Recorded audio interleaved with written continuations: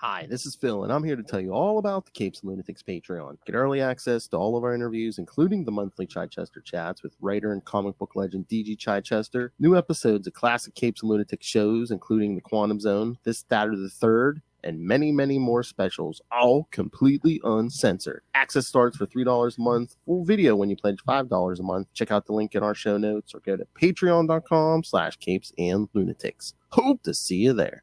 In brightest day, in blackest nights, No evil shall escape my sight. that those who worship evil's might. beware my power. Green Lantern's light. Hello and welcome back to Sector 2814, the Green Lantern Podcast. I am Phil. Joining me, as always, it is the Master of the Course. I am Will. Hey, everyone. And this time we're talking Red Lanterns 5 through 8 and Stormwatch number 9. That's right, kids. 1 to 52.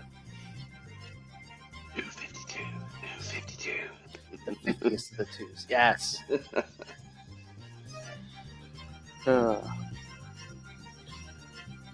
Well, but with a guest appearance in one of these issues by a certain Green Lantern. That's true. That's very true. Will have an impact on the Red Lanterns going forward.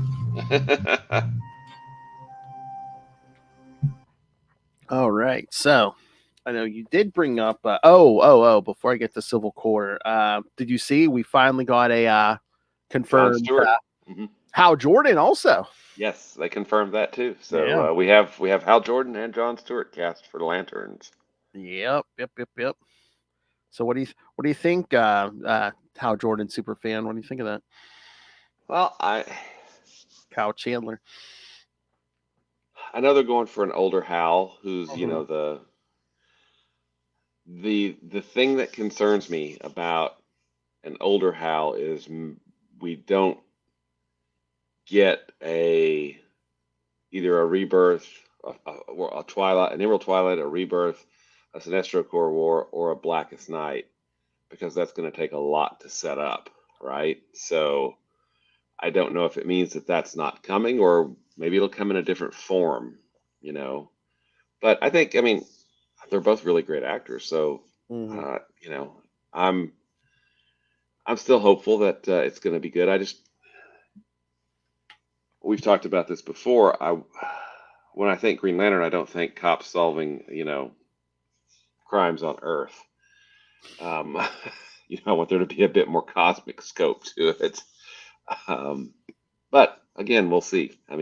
Yeah, again, it could be cosmic, but just like, this problem just happens to be on Earth. On Earth, yeah. And again, budget. Well, yeah, budget. I'm hoping that we don't get, because the budget is not there, we don't get, the power of a Green Lantern, downplayed too much, making it, mundane when it's not, Mm-hmm. Oh, yeah. Oh, we've got 3 Green Lanterns now. We've got Guy Gardner, Mm-hmm. Nathan Fillion. We've got Hal Jordan, Kyle Chandler, right? Mm-hmm. And we've got John Stewart and Aaron Pierce, I think. Yeah. Pierce, yeah. So, all good actors. Oh, yeah. And hopefully Kyle Rayner's not far behind. Yeah, there's still more Lanterns to come, I hope. Yes. Well, and that's, we criticize the Thorn run, and I think rightly so, for a lot of reasons. But the first 2 issues of that, I thought, started off really well. And one of the things is he established, these Crux worlds. And, Earth is the world of heroes, which is why there are so many, it's another reason why there are so many Green Lanterns from Earth, which I thought was kind of a really good explanation. Mm-hmm. Which means we should get some more, I hope. Yeah, I hope so.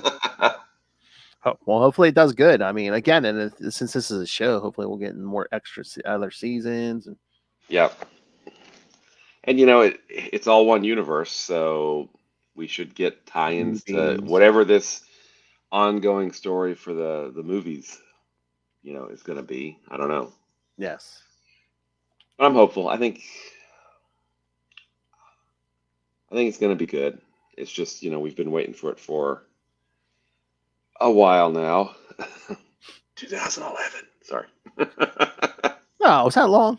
Yeah, it's not long at all. It's only 13 years, 14 years. What's that? Exactly.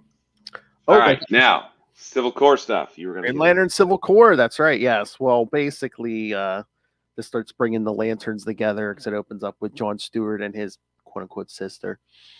And he says he's not going to use that Dark Star ring, but he's keeping it on his hand so no one else can use that Dark Star ring. So seems foreshadowing. Yeah, it seems also a little. Hey, you're going to be thrown into situations where you're going to need or people are going to be coming after you. Mm-hmm. Maybe don't wear it into combat. I mean, I don't know. It just seems like a bad idea. Exactly. And all right, spoilers, kids. Yeah, they get attacked by Yellow Lantern Kilowog. I saw that in the preview online. That looked Yep. really cool. Yep, and guess what he does? He takes that ring, takes that Dark Stars ring, and disappears with it. So, huh? Okay, cool. Maybe I wasn't too far off in that, right? exactly. But then, yeah, he gets knocked out by Kilowog when he wakes up. He's been found by Hal, Guy, and Carol. So, okay, cool. We're all linking up here. Then they're gonna recharge and they're gonna go confront who's that Thal or Thrall, the head of the United. Yeah. Then we get the they need a distraction because on Oa the Unseeing get a little visit by Alan Scott. So now we have Alan Scott in here. Okay, awesome. Yeah, so we're bringing in a lot here. They all the rest of them confront our evil ruler here, and then You said that there's another spoiler. Let's avoid the other spoilers. that's the very last. That's the very last page. So yeah. Okay. Yeah, basically we're fighting to take down the United Planets thing here, but then well, John created the rainbow bubble. What? Yeah, well, again, no mention of it. I don't know. Okay, that's weird. So again, we're getting the the Menace stuff from the regular Green Lantern book, and then we're getting stuff from John's book. So okay, yeah, we're kind of like merging everything that's happened in the two books and coming to a point. Let's just say stuff is very much left hanging here. Oh, yes, continues in Green Lantern 16, which I believe comes out this week. Yes. awesome, very cool. Yes. Yeah, it ends with no, it can't. And John going, no, it can't be. And I won't show you the last page, but okay. Yeah. A good spoiler. You're in for a big shock. That's all I'll say. Okay, awesome. Awesome. Yeah, no, that was good. Again, of course. Of course, it was written by Jeremy Adams and Philip Kennedy Johnson. So who? Sorry, who was it written by, Phil? Oh, Philip Kennedy Johnson and friend of the show. This is Jeremy Adams, and you're listening to the Capes and Lunatics podcast. That's right. Thank you. I forgot to throw that in at the beginning. All right. So, you know what? In false advertising, then on the front they had a Red Lantern Sinestro. He's not in this. Oh, okay. I'll give you that spoiler. He's not in the book. Oh, and Joe and Jessica are in the front. They're not in the book. Okay. Simon? Nope. No Simon. Nope. No Kyle. No. Okay. Well, that's kind of. Yeah, I still feel like they've got. I still feel like there are plans for Kyle. Mm-hmm. Right. Especially after the 30th anniversary, the 0 hour 30th anniversary thing. So I feel like the rest of them are going to pop up because, remember they're still kind of freedom fighting on Oa though. So it's better show. All right, so should we get some Red Lanterns? Let's do it. All right. Ugh. All right, so just got the covers at the last moment here. Start with kids. This time we're starting with Red Lanterns number 5. Let's. And just to preface a little, I was kind of underwhelmed with a mystery reveal. Oh, about the whole Krona mystery. Yes. Yeah. But we'll get to that. Although, I guess, at least it's like it was a thread of Krona's own making, literally. Yeah. Not Krona, Atrocitus. Yeah, exactly. All right. Pull up synopsis here. All right. Green Lanterns number 5 from March 2012. Krona Mania. Brother. All right. Writer Peter Milligan, penciler Diego Bernard and Ed Bennis, inker Rob Hunter, colorist Nathan Eyring, letterer Dave Sharp, and editors Brian Cunningham and Darren Shawn. Furious at the apparent theft of Krona's corpse, Atrocitus immediately blames and attacks Bleez. She protests her complete disinterest in Krona's moldy old corpse, and as Atrocitus believes that they too are the only ones on Yzamalt capable of any plotting, it takes Bleez's suggestion that Krona may actually be alive to stop him in his tracks. Somewhere hidden within the mountainous shadows, an unseen and clearly unhealthy individual observes as Atrocitus and Bleez return to Krona's now unoccupied final resting place. Atrocitus struggles to come to terms with the possibility of Krona's resurrection. He is forced to admit to himself that a guardian of the universe may yet be capable of such a trick, and he orders Bleez to recover Zilia's socks, Scalox, and Ratchet from the Blood Ocean so that they may all search for Krona. Bleez challenges his order, causing Atrocitus to remember that he has concerns about her loyalties. Naturally, Atrocitus responds with brutal violence, and an embittered Bleez does as she is bid, but not before sharing with the Red Lantern Cat her prediction that she will only tolerate Atrocitus' abuse for so long. The first lantern that Bleez drags from the Blood Ocean is Ratchet. Flashback, 2 years into an 82-year incarceration for socializing, the authorities amputated Ratchet's tendrils to deprive him of all touch. He is force-fed after 14 years and starts to hallucinate after 40 years. Finally, his rage mutates to a new level and earns the attention of a new Red Lantern ring, a new life. Racing around the barren wastelands of Yzamalt, Atrocitus is looking for signs of Krona. He soon discovers dragged footprints that could feasibly belong to the recently dead. Atrocitus is virtually exultant at the prospect of finally getting to enact his vengeance on Krona. But before he can exult at the prospect of finally getting to enact it, before he can follow the tracks, he is attacked with a particularly smoky explosive that obscures the identity of his assailant. Convinced it is the undead Krona, Atrocitus enthusiastically hurls himself at his attacker before being promptly rendered unconscious. As Zilia Sox recovers on the ocean shore, Ratchet learns from Bleez of the Red Lantern's mission of vengeance for those who had been violated and wronged. He appears surprised that they get to be both judge and executioner, though the prospect is an attractive one to the aggressive Zilia Sox. Meanwhile, Scalox is still struggling under the ocean.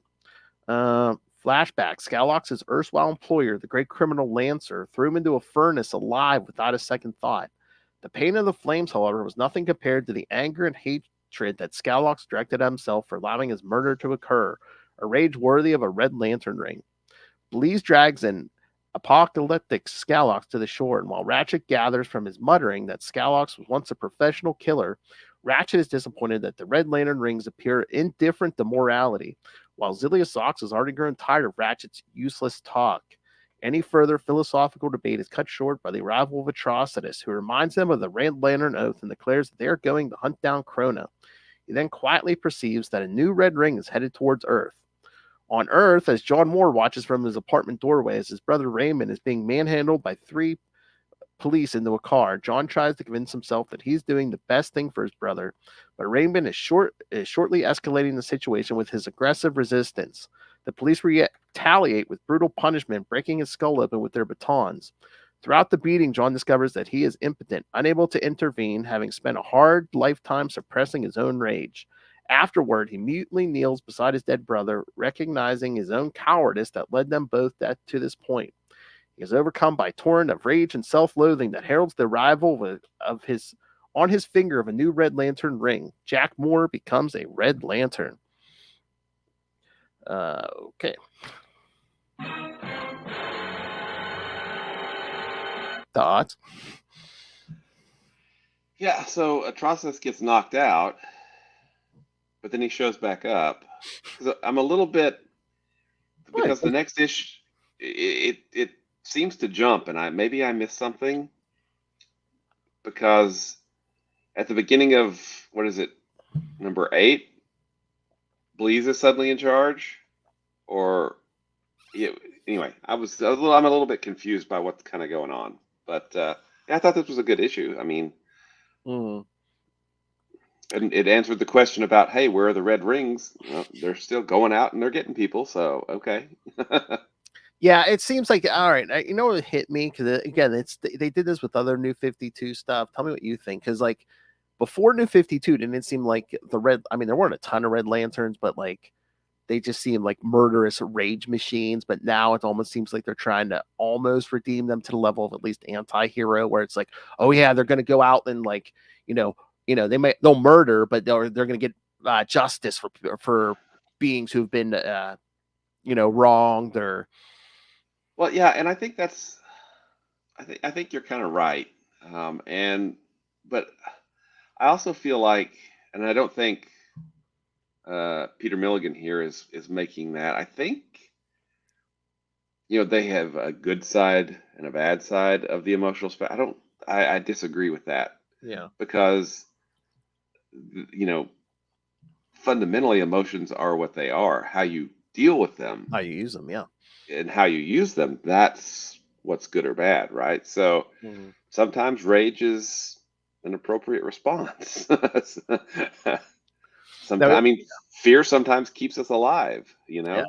No, it just hit me because I just thought that was a New 52 thing, because like even like Jason Todd, they kind of tried to like clean up his image once New 52 started and stuff, and he was in a team book, so I'm just like, okay, I see what you're doing. But, and the whole situation with Stormwatch just confused the heck out of me too. We'll get me to too, that. because I didn't read the book at the time, so I don't. It's like, wait, what? Yeah, and this is, I mean, I'm a Stormwatch Authority fan from way back, right? But this version, I have no clue. Yeah, I'm not the most knowledgeable in that area. Yeah, so then it just seemed like they threw in elements of those into this new book that they hadn't been publishing for a while, and then it's like, yeah, so the Martian Manhunter in here, and yeah, I don't know. Yeah, it's anyway. We'll get there. We'll get there. All right, next issue. You bet. All right, so Red Lanterns number 6. And again, these ones, I mean, there's a bunch of Red Lanterns, but these covers aren't as busy as like the new Guardians ones. Yeah, well, I mean, there's a lot of Red Lanterns on this, but they're really kind of backgrounded and not as in focus as the front one. And I'm still at, well, let's get into it. I'll ask questions as we go. All right, Red Lanterns number 6, April 2012, All Too Human. Same writer, same pencilers, inker Rebecca Bachman, letterer Carlos M. Mangual, and editor Pat McCollum. So a little bit of some changes here. Wearing a Red Lantern ring for the first time with little idea of what is happening to him, Moore is in agony and cannot understand why he is still alive. Through flashbacks, it becomes apparent that he has spent much of his life controlling and repressing anger. The 3 nearby police that had killed his brother attract his attention, and Moore is able to control himself enough to attempt to warn them to stay away. He succeeds only in unintentionally emulating the closest of them. The remaining 2 attempt to put him down, but he barely notices them as he recognizes his brother's dead body, which appears to bring him into focus. As words from the Red Lantern Oath echo in his thoughts, he menacingly turns back to the police to find that their backup. Their backup has now arrived. With bullets ricocheting off his body, it occurs the more that he needs help to work out what is happening to him, and he finds himself flying away. On Yzamal, Bleez is once again taking a beating from Atrocitus for her disobedience, this time in front of the whole Red Lantern Corps. Atrocitus orders Scalox to lead a group in his hunt for Krona, but Bleez has other ideas as she reignites her brawl with Atrocitus. The other Lanterns enjoy the show as Bleez accuses Atrocitus of growing weaker without his nemesis Krona alive to fuel his rage. She openly challenges his leadership. Atrocitus looks set to kill her in response, but is stopped by Zilius Zox and Scalox. He realizes that many of the other Lanterns support Bleez over him and angrily begins to remind them all of what they owe him. However, the mere fact that he finds himself having to justify his actions causes him to pause. Bleez has permanently changed the political dynamics of the Red Lanterns. Jack Moore finds himself hurtling to the ground at the foot of his beloved grandfather's grave. An instinctual need has guided him here, and as he comes to terms with his conversion, he realizes that he is still capable of tears for his lost loved ones. His head spinning, he recalls his brother's intention to make Baxter pay for killing their grandfather, and his own refusal to accept that path. This time he embraces the rage, and Jack rips his grandfather's tombstone straight out of the ground. Elsewhere in a police van heading out of town, a very frightened Baxter is in protective custody. Not far behind them, Moore feels the Lantern rage kicking on to another level. He blames Baxter for the death of both his brother and his grandfather, his entire family, and smashes into the van. Ripping off a van door, he resists a taser and raises the tombstone above his head while Baxter pleads for his life. Suddenly, in a moment of clarity, all the fury and rage makes perfect sense to Moore, and he smashes the tombstone down on Baxter. However, instead of there being a very squashed petty criminal, we see a shield of green light, and protecting Baxter is Guy Gardner, Green Lantern. Guy insists on a little chat with Moore, so the voice of reason has arrived. Yeah, he even comments on that during the next issue, which I thought was pretty good. I mean, we're getting a slow... We kind of slowed down on Yzamal. Now we're really gotten into just John Moore at this point. Yeah, I mean, we've got a slow introduction of him over the last several issues. Yeah, like you only get like 2 pages maybe or something Yeah. in the issue, but yeah, and all of a sudden it's really taken off here. Yep, and then Guy having Guy show up. It's interesting because Hal's off planet, I think. Based on He's running around with Sinestro, yeah. Sinestro at this point. But Guy was out with John and all of that stuff. So I'm not sure why he's on Earth, ultimately. It doesn't seem to really fit with what's going on in the Green Lantern Corps books, but hey, whatever. It's cool. Yeah. Guy shows up. It's fine. Exactly. Well, unless he's just running back and forth, who knows? Mm-hmm. Because Kyle's busy keeping John Stewart from killing people. Yeah, exactly. Well, and this is, I still think Red Lanterns, quality-wise, is up there, right? Yes, It's definitely. a really good book. I thought it was interesting how we kind of got, we've got this slow introduction of Moore, whereas, which is kind of getting us in his head on, what his, we've got a lot more fleshed out Red Lanterns, I think, now than we've had, even when they were introduced in Rage of the Red Lanterns and, throughout Blackest Night and all that fun stuff. Yeah. So, I think this is good because we are getting more info about them, as, more of their pasts are revealed. So I think it's good. Plus, we get to see how kind of Rage changes, his perceptions and his thought process. I think it's really interesting. Oh yeah. Exactly. All right. Next issue. Fire away. All right. Again, everyone wants to see Guy talk this one out, so. Yeah. He tries, man. He tries. I know. There we go. All right. So Red Lanterns, number 7. Which is a great cover, by the way. Oh, yeah. From May 2012, Rebel Yell. All right. Writers Pete Milligan. Oh wow. Pencilers Ed Bennis and Diego Bernard. Inkers Rob Hunter, Mark Irwin, Sal Regla, and Dave Mikas. So 4 inkers. Wow. Nathan Eyring and Rod Reyes, colorists. Letterer Carlos M. Mangal, and editors Pat McCollum and Sean Makowitz. Deep in the backwaters of Sector 666 space, a ship containing refugee Sinestro Corps is hiding.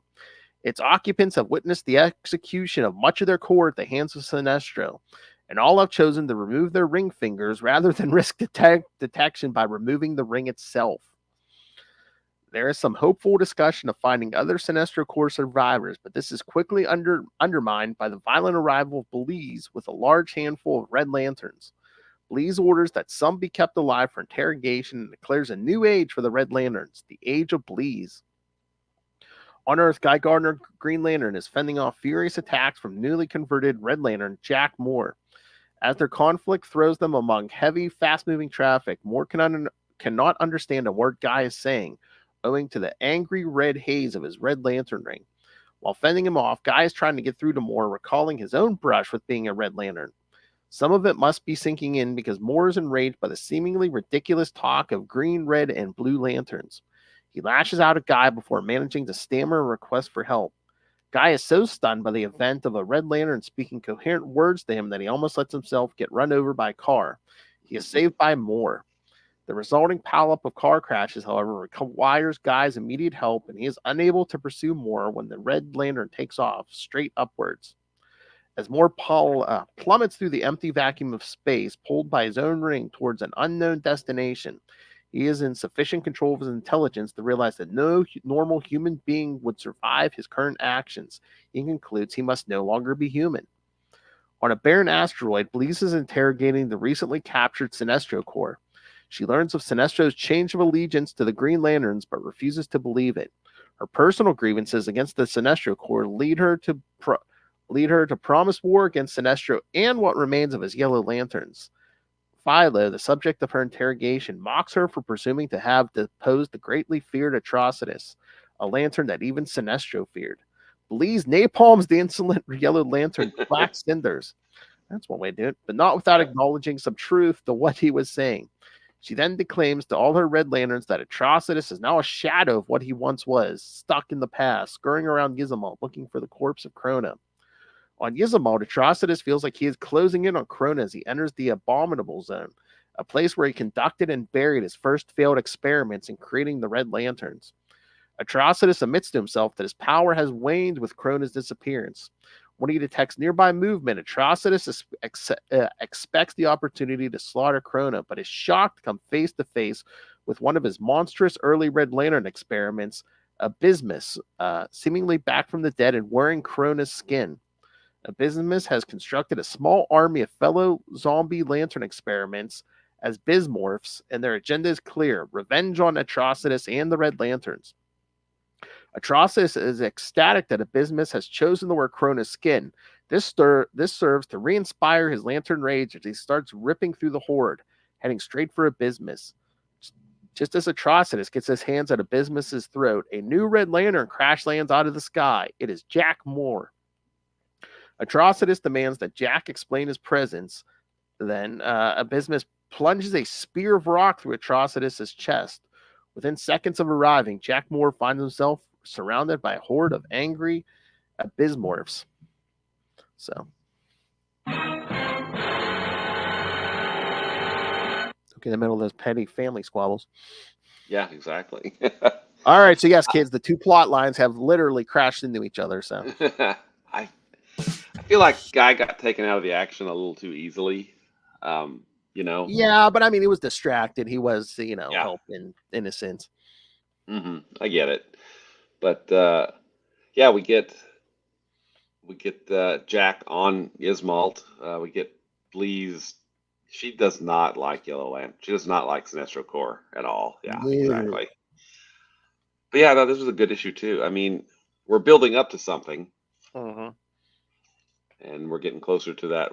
What's going to happen here? And in issue 8, let's see, that was 7, right? Yes. Issue 8 has some things that I'm still trying to figure out around the book. Yeah, maybe it's just the writing, but I guess it's just like, oh, Atrocitus has lost all will to, to do anything Mhm. except like find Krona's body. So the rest of them are just like, yeah, let's just head out, do our own thing. And Mhm. And then what happens to the central power battery, which is kind of interesting too, I think. the new original take, a central battery getting taken out. I don't know, man. That's just crazy. That never happens. I know. Oh, wait. I'm counting up the number of times that's happened. Well, I'm trying to remember. I mean, when's the last time that central? I mean, was it the cow era? I mean, and then because I know that like the green one's been attacked. All of them have been attacked, but has that even been taken down yet? Oh, the blue one. Is the blue one down now? I think the blue one was just taken down in New Guardians, right? I think. Yeah, I know it was under attack. Yeah, I think they. Or was it moved? Did they move it? Or did it just get destroyed? No, I think. Was it contained? Maybe I don't know. Was it? I don't know. I don't know. So. Yeah, I again. don't know. All right. Oh man. Oh, I was gonna say, did I close up the window? Hold on. Any updates? Oh, sorry. good. In Civil Corps, did we get to see any more of the Sorrow Lantern? No. Oh, okay. So. But like I said, yeah, Green Lantern 16 comes out this week, so maybe we'll see some there. But yeah, no Sorrow update. That bums me out. Makes you sad. Okay. Yeah, makes me sad. All right. Ready for 8? Well, let's go. All right. All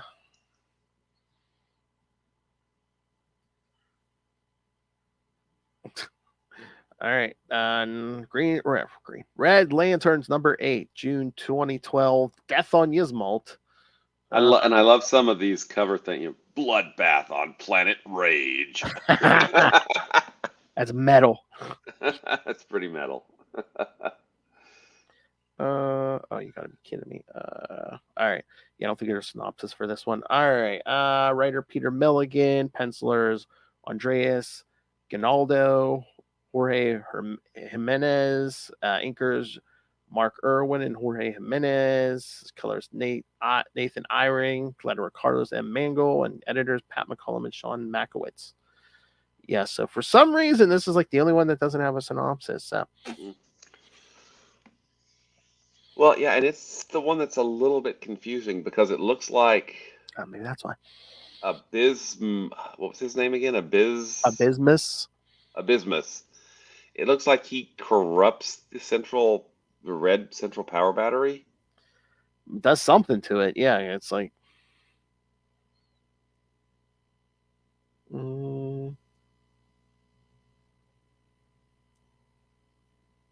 Yeah, because he. And then Bleez and the rest of the Lanterns show up and think that Jack is the one that stabbed Atrocitus. Yeah. Atrocitus, and then they start fighting because that's what Reds do, right? Exactly. But then Atrocitus gets up and is like, no. Yeah. I mean, there's some really cool symbolism with the ring, taking over, pumping your blood. It becomes your blood. Rage becomes your life at that point. Oh yeah, replacing your heart. You don't even have a heart. Yeah, right. Yeah. But I do like when Jack tells Atrocitus, he's like, you're hurt. Don't get worked up. He's like, you tell Atrocitus not to get worked up. You're new here, aren't you? Yes, he's definitely new. I mean, that's literally what Atrocitus does. Exactly. So I guess Jack can kind of control this. What? Because he's had a lifetime of working on keeping his rage in check, I guess. I don't know. I mean, that's interesting. maybe, but I don't know. That was you saw She-Hulk, right? Yes. That was one of the things I loved about that is that Bruce is trying to explain to her how to be the Hulk, and keep your rage under control. And she's like, I'm a woman. I've always had to keep my rage under control, Exactly. which is why she's not, a raging monster like, he was. But yeah, I thought it was really good. And I think you make a really good point because he has controlled his rage for so long that that's the reason that he's able to function, right? Mm. Oh, and then we see Bleez send Scalox on a mission, which again we'll see in Stormwatch number 9 here in a few minutes. Exactly, yeah. Go find out where this new dude came from. Yeah. And then we see Guy tracking down the guy who attacked Jack's grandfather, questioning him. And then he's like, what if that red thing comes back? He's like, the police ain't gonna be able to stop it. You can't leave. And Guy's like, oh, sorry, gotta go. Yeah, gotta run. It's cool that it's Guy because I think that really sets up what happens later in the run really, really well. I think it's around issue 20 or 21, I think, when Guy becomes a part of this book. Yeah.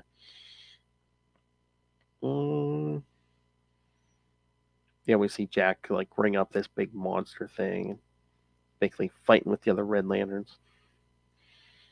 And Atrocitus, still bleeding from the chest, gets to the central battery, and then sees that Abysmus is trashed it because it's all it's broken and because next it's saying the death of the Red Lantern Corps. Oh.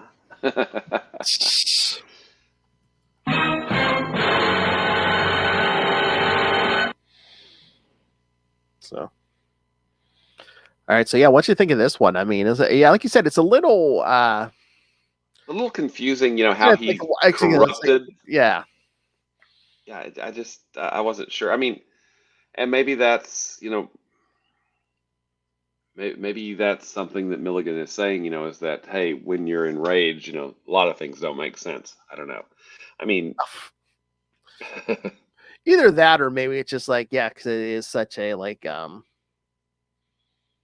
don't know, like an I don't want to say uncontrollable, but like unbalanced, like rage can easily go wrong for you, so it might be easier to sabotage that battery than say like a green one or a blue one.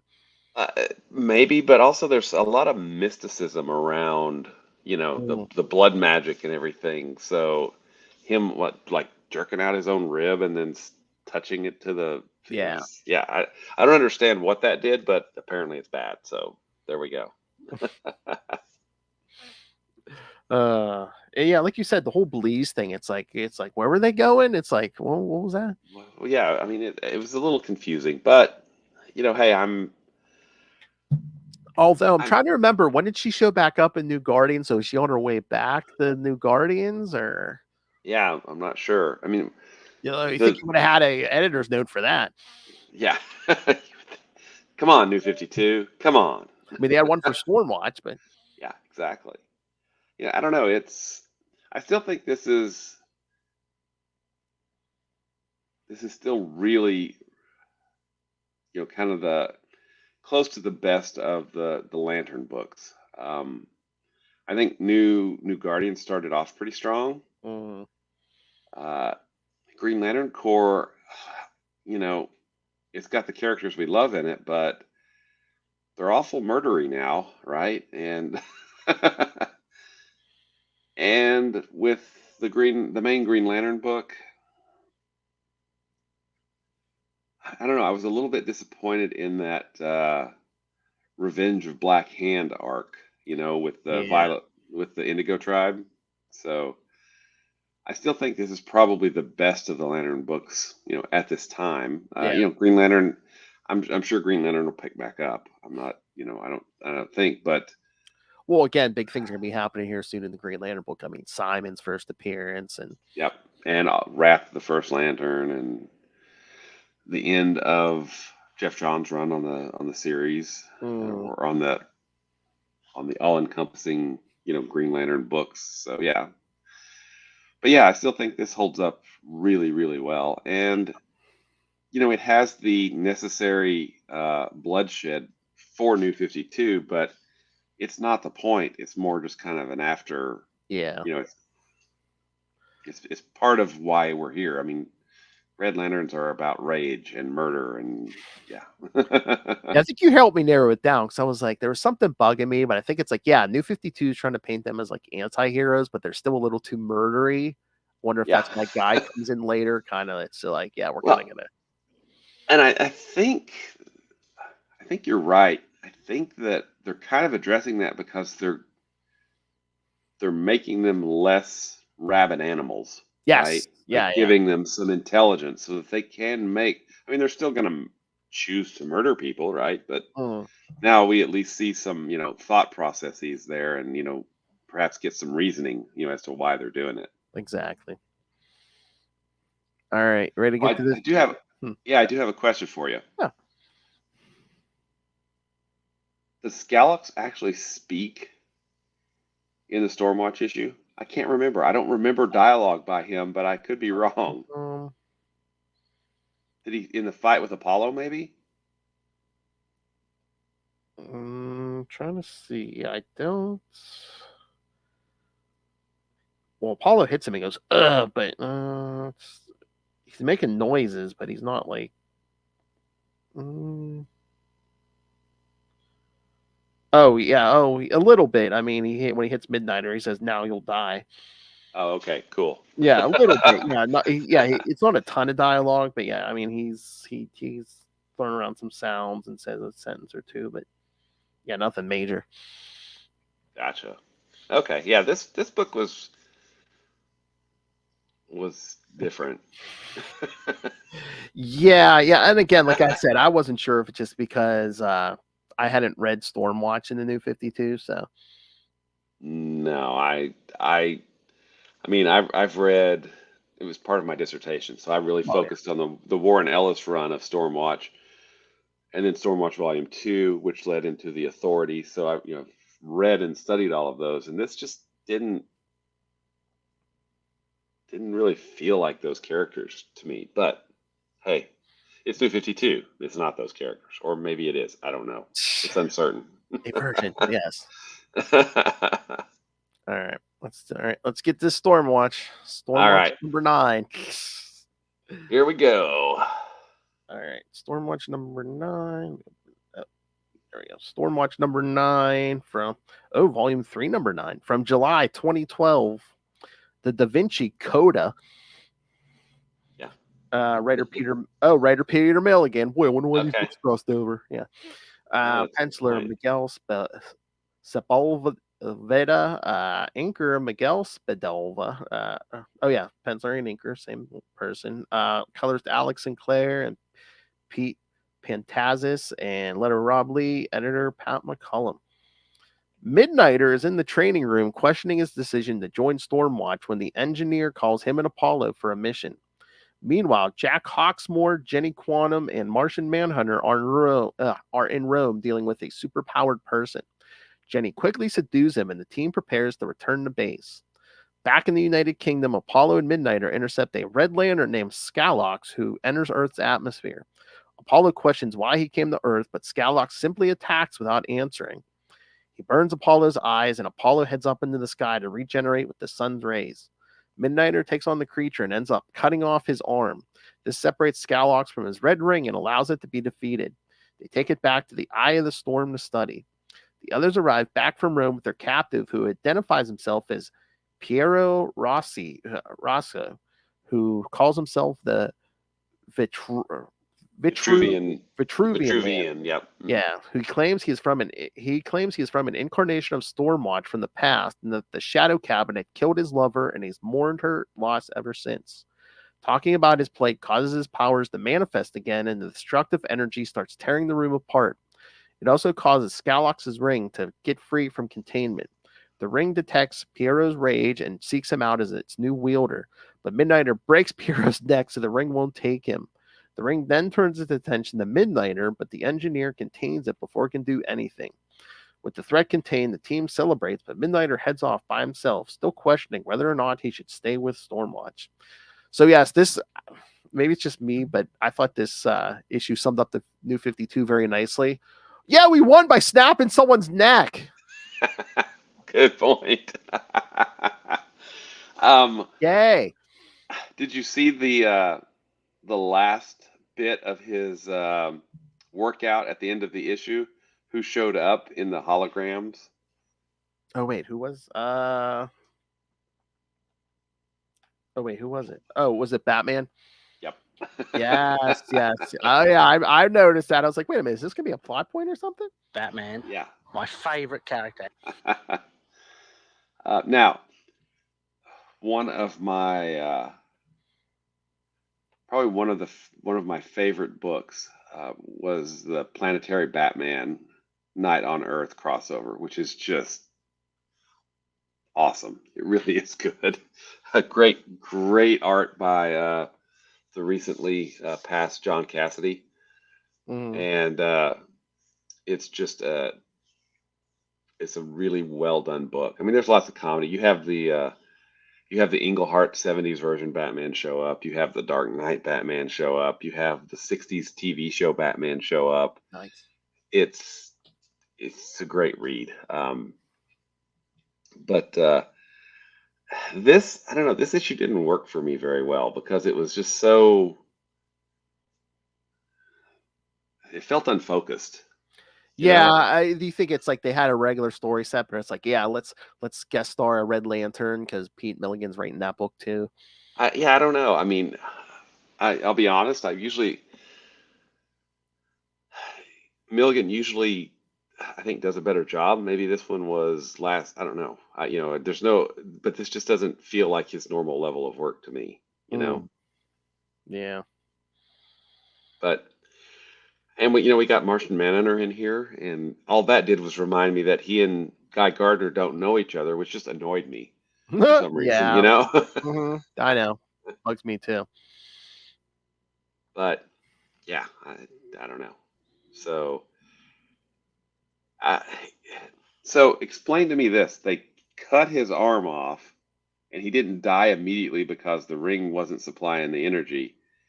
I mean, I don't know how long I guess they could survive without it, because there's that they said the only thing once they put him in that tube, the ship or whatever is keeping him alive. Okay, that was my question. Yeah, how was he being kept alive? Because they got the ring off of his finger. Yeah, I think once they had him in that tube, they said that was the only thing keeping him alive. So. Yeah. Okay. Yeah, I don't know. I think, and I could be wrong here. This is all supposition. I don't know anything, but my guess is that maybe Stormwatch needed a boost because I think Red Lanterns was probably doing pretty well as part of a Green Lantern family of books, right? That would be my guess is why the crossover happened. But again, I don't know anything. It's just me guessing. And again, two books by the same writer. If one's doing better than the other, it'd be like, okay, let's have let's have a crossover. Little mini crossover here, yeah. Yep, absolutely. But I mean, the 8 issues of Red Lanterns that we've had, I think the pacing is really slow and deliberate. I feel like it's definitely not fast, but it feels like it's telling a story that's leading to something. So I think it's really, I've enjoyed it so far. Having not read these when they came out. Oh, hey, we did get feedback again, so would you like to hear some feedback? You bet. All right. Tyler Ferguson wrote us again on these issues. First, he says, scratch what he said last time regarding the red rings in his previous email. Atrocitus wasn't aware of how far his Lantern's rebellion would go, his own power being nerfed, so the choice to keep the rings from recruiting wouldn't add up. Ratchet's ponderous personality leads to neat interaction with Zilius and Scalox's more direct nature. Long live the age of Bleez. Yes. Jack's repression of his rage throughout his life likely had influence over his ability to retain his mind and make constructs. Unable to funnel it instead of being lost in the waves. Good that Guy reached out to him. There's definitely a tone shift in the dialogue between issues 7 and 8. Uh-huh. Oh, joy. Another battery's been wrecked. At least the infection method provided by Abysmus is more interesting than standard explosion. Justification for Bleez to send Scallox to Earth feels tenuous. If she wants to know why Rancor happened, ask after tossing him in the lake.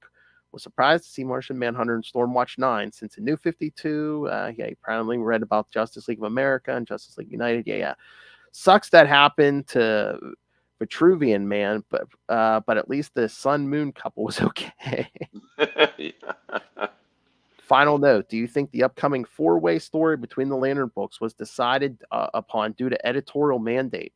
Suspect this because of Green Lantern's previous stellar sales. Even if they weren't as affected by the reboot, it feels unusual to do this only 1 year into the New 52's continuity. Hope you're having a good day. So I guess we're talking about the upcoming crossover. Yeah, or... it goes through all 4 books. I mean, those are usually dictated by sales. I think so. Yeah, that would be my guess. And it is a family of books, so but we know that. But especially if 1 or 2 books are doing way better than another book or 2, they're gonna. Well, and with Jeff Johns being on the main Green Lantern book, with the big storylines he's got coming up, there's no way that the whole family's not going to be involved in that, right? Yeah. Absolutely. But that was a good call on the battery. We mentioned that too. Yeah. I'm so tired of batteries getting destroyed. Come on. Exactly. You know what? Owen, you would think Owen Tech, if it would last billions of years, might be a little more, well built, impervious even at times. Although I'm trying to think if they gave us an origin of that Red Lantern.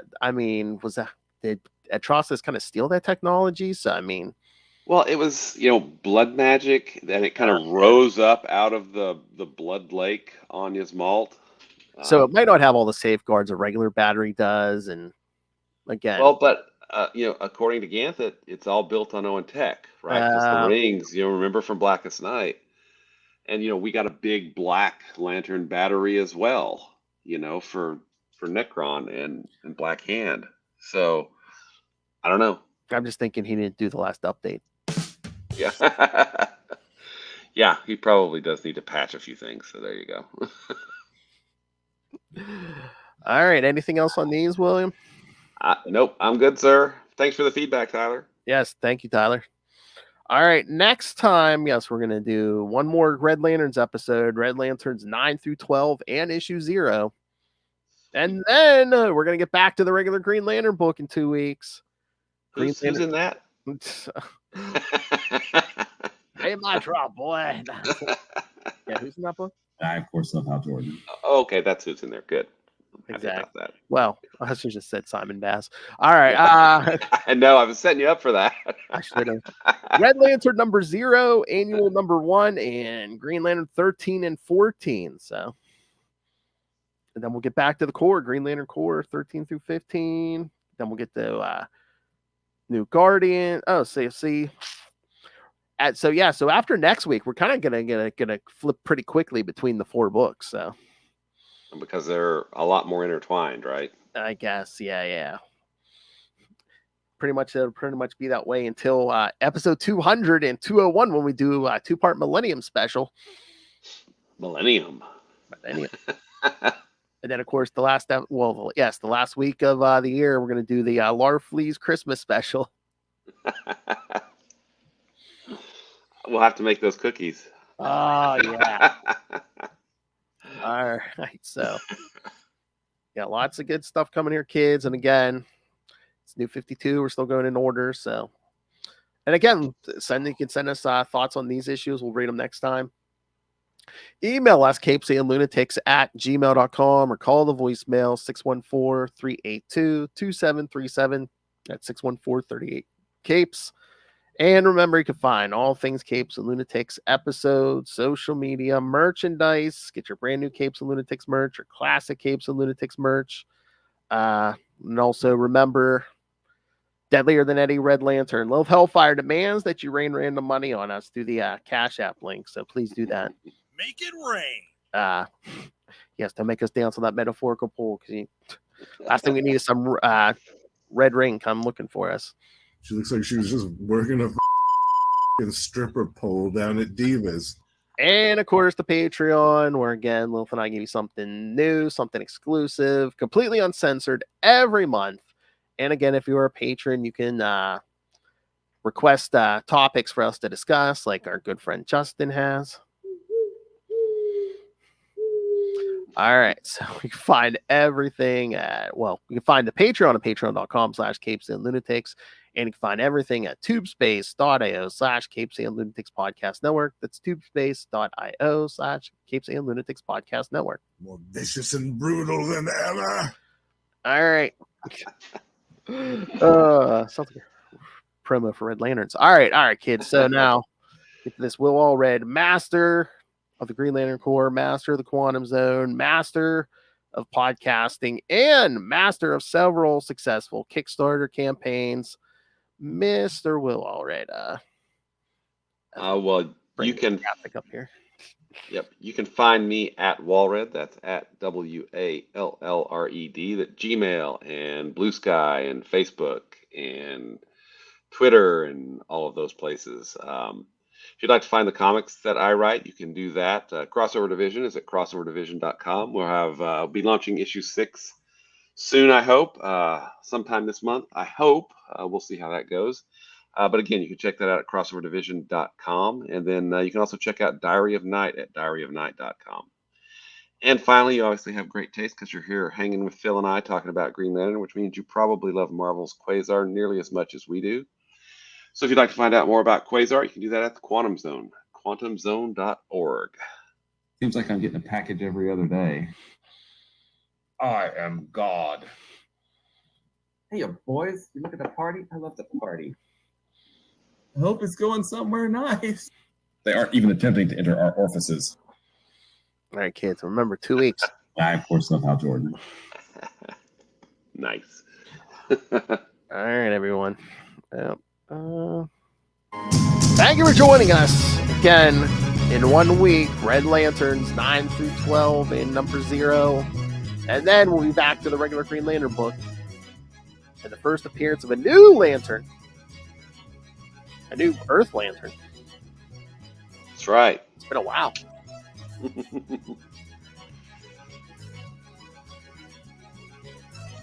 was going to say, I'm trying to remember the first time Cal appeared on this podcast, man. It's been a while. That's been a while. Early into the show, because I mean we jumped in. Yeah. All right, kids, come back next time, and remember. Jump that chicken!